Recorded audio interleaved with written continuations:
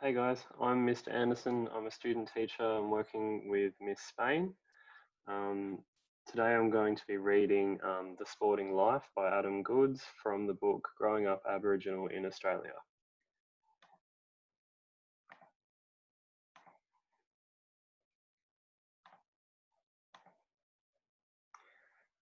The Sporting Life, Adam Goodes. I grew up in a lot of different places. My family moved around a fair bit when I was a kid, moving closer and then further away from the extended family. Being the eldest was tough growing up. I was supposed to know better, and I was always punished for the mistakes my brothers made. It was nice to be the man of the house, but it came with high expectations. I spent a lot of my childhood in Horsham, Victoria, and I remember always being in the backyard playing cricket, volleyball, and tennis with my two younger brothers, Jake and Brett. It was great fun having younger brothers. We spent so much of our time playing outside, playing games, riding our bikes, swimming in the river.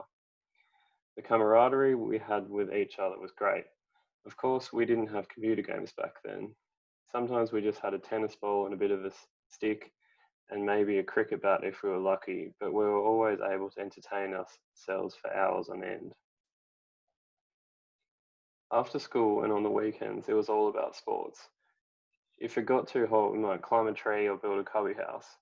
If we were lucky, we'd go to the river and grab onto the swing rope, swinging right over the river and dropping into the water. We had the river and we had dams, and we also had the local pool in Mildura. The best part of the pool was jumping off the towers, which were 5 and 10 meters high. One time I was called to the principal's office. I think he wanted to tell whoever put a hole in the wall.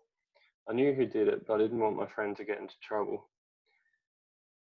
I'd been friends with these guys for a couple of years since I moved high schools. I knew that we were probably all in the wrong because we'd been wrestling each other in the hallway. We were just being a little bit, okay, we were being very silly. Then one boy got thrown into the wall, and that's how the hole happened.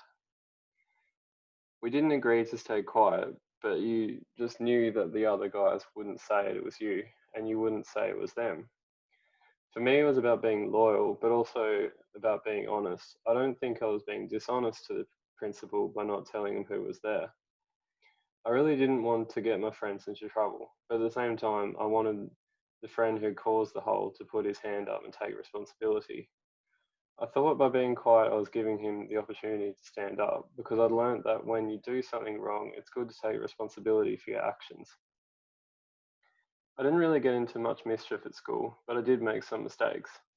I remember once I went on a field trip to the zoo, and the teacher specifically told us not to make eye contact with the gorilla, but, well, me and a friend thought it would be a good idea to do the exact opposite of what we were told, so we climbed up on the ledge, looked into the enclosure, and made eye contact with the gorilla.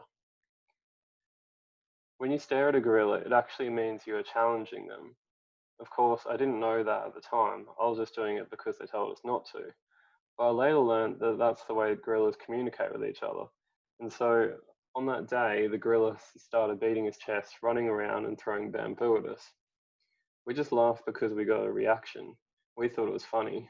But then the teacher saw what we were doing and we got in trouble. It wasn't until I found out more about gorillas that I realized it was actually very bad behavior on our part. I always liked school because I enjoyed making friends. I enjoyed talking to people and getting to know them and watching people, but it was hard because we changed schools a fair bit. I reckon I went to 5 different primary schools and 2 high schools.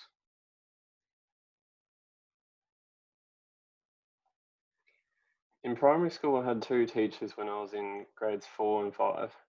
They shared the responsibility for us in those years, and they were our sports teachers as well.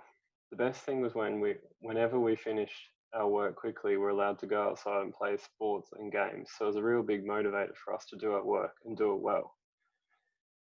It was the way the teachers rewarded us. I remember those being really fun times. I think a lot of kids, including myself, just wanted to be outside playing. I think most kids today still generally want to run around outside and burn energy. When I was a kid, I wanted to be Michael Jordan, the basketball player. I had posters of him all over one wall. I liked how he did a slam dunk and wanted to be just like him. I played soccer until I was 13 or 14 years old when we moved from Adelaide to a place called Moorabbin in country Victoria.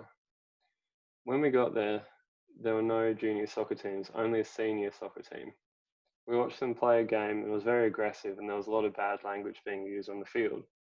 I was a young kid and my mum didn't want me to get involved in that.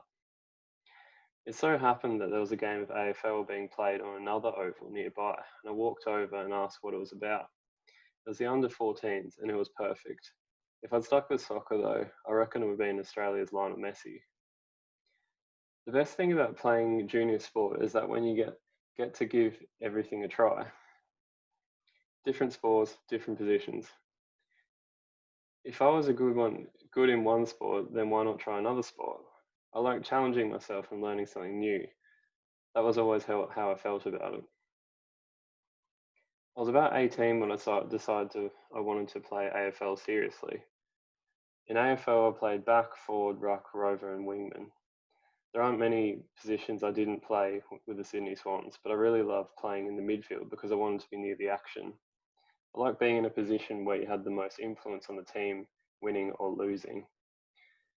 I didn't like sitting on the bench much, but the good thing about today's game is you're only on the bench for a minute or two before you're back on the field. These days, you're not on the bench for the wrong reasons. It's more about rotating the players to get a rest. I was sent off once. I elbowed somebody in the back when they weren't looking. It wasn't an accident. I deliberately struck him in the back. I was reported by the umpires and missed a game because of my actions. There was no excuse for what I did, and I got a 1 week suspension. I deserved the week out and I learnt my lesson. I remember kicking my first goal. It was the first ever game for the Sydney Swans back in 1999. I was 19. It was round one, and we were playing against Port Adelaide at the Sydney Cricket Ground. It felt great. It was a set shot, so I marked the ball and went back to do my run up. I knew my mum and two brothers were in the crowd watching. It was a really enjoyable moment. I remember thinking I was glad I could share it with them. I remember kicking my last goal too. It was against North Melbourne at the ANZ Stadium in the 2015 semi-final. I kicked 2 goals that day and I kicked the last goal of the game, but we lost by 26 points. I believe in having a dream and setting goals to achieve it. If you really want to be the best at anything, then you have to have the knowledge to do that. So you need role models. You need to be a good listener, to learn from your elders, people who've done it before. You have to have a great work ethic, and most importantly, you need to have fun and love what you're doing.